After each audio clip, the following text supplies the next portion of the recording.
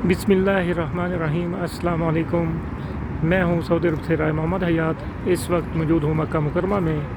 ये सामने आप मस्जिद आयशा देख रहे हैं। माशाल्लाह ये मिकात मक्का है, इसे मस्जिद तनाइब भी बोलते हैं। यहाँ मक्का के मुकीम लोग यहाँ आकर उम्रा की नियत करते हैं।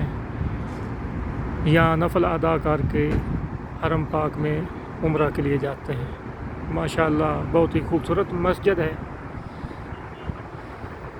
यहाँ से आप चारों तरफ के मनाज़िर देख रहे हैं।